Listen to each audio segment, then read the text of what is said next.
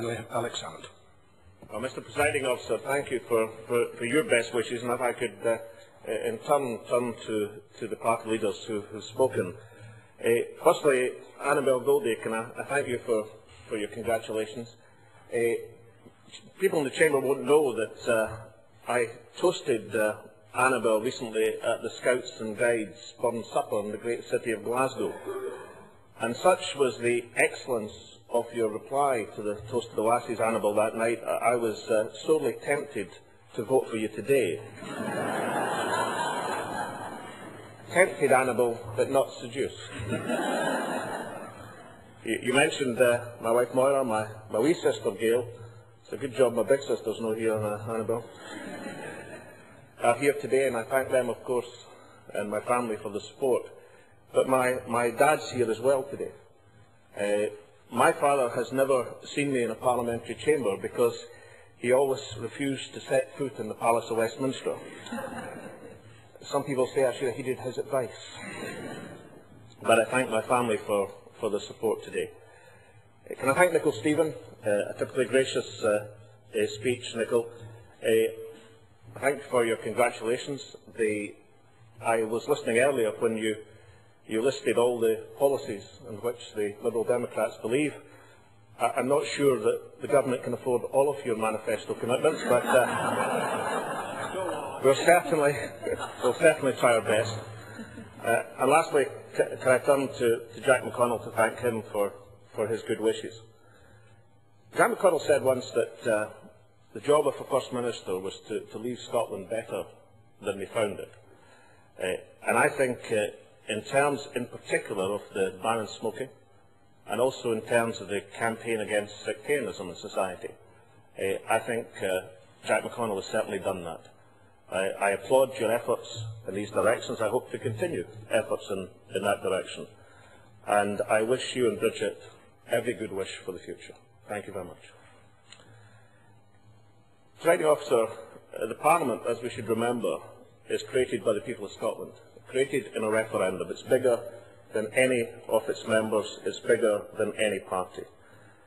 I believe Scotland is ready for change, ready for reform. We're a small nation, but we've got a big future. We've also got some big challenges. It was said earlier on that Scotland is a divided nation. And in terms of the closeness of the election result, I can understand why people might feel that, but it's not actually the case. We're not a divided nation. Certainly the gap between rich and poor is far too great. We need to grow the economy faster. We need to heal the scars of the past. We need to be greener. We need to be still smarter. But we are not divided. We have a sense of ourselves, a sense of community. We have a sense, above all, of the common weal of Scotland. In some ways, we're not even a divided Parliament. Of course, in this part of the Chamber, we seek independence and equality for Scotland. I'm told that not everyone in the Chamber agrees with that policy, although some do. But there is a broad consensus, I believe, for this Parliament to assume greater responsibility for the governance of Scotland. And there is an understanding, a real understanding, that we're engaged in a process of self-government. And I think there's an awareness of the distance we've already travelled. In 1961, Bashir Ahmed came to Glasgow to drive buses. In 1961, the very idea of a Scottish Parliament was unimaginable. In 1961, the very idea of a Scots Asian sitting in a Scots Parliament was doubly unimaginable. But Bashir is here, and we are here, and that part of the community of Scotland is now woven into the very tartan of this Parliament. And we are stronger, so much stronger as a result. So we are diverse, Presiding Officer, not divided. The nature and the composition of the Third Scottish Parliament makes it imperative that this government will rely on the strength of argument in Parliament, not the argument of parliamentary strength. Despite all the challenges that will mean, I welcome that as a chance to develop a new and fundamentally more reflective model of democracy in Scotland. The days since the election have been dominated by questions about the structure of government. Will there be a coalition, or will there be a minority government? Well, let me say to the whole Parliament, what actually matters more to the people we represent is less the structure of government and more what we, all of us, achieve on the people's behalf.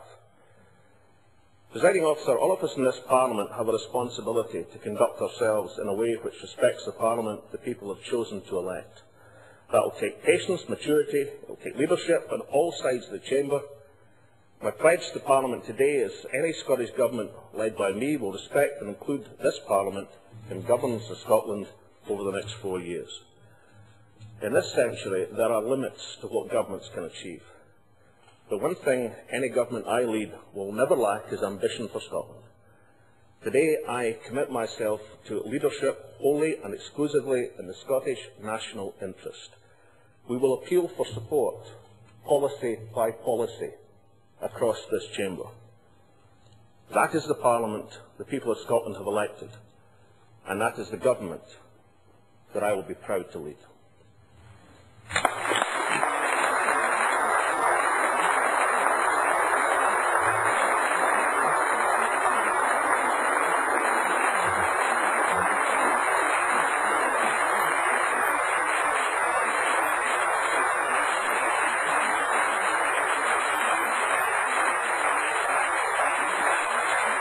Order. Order. Thank you, everybody, for making this a successful selection process. I now close this meeting of Parliament.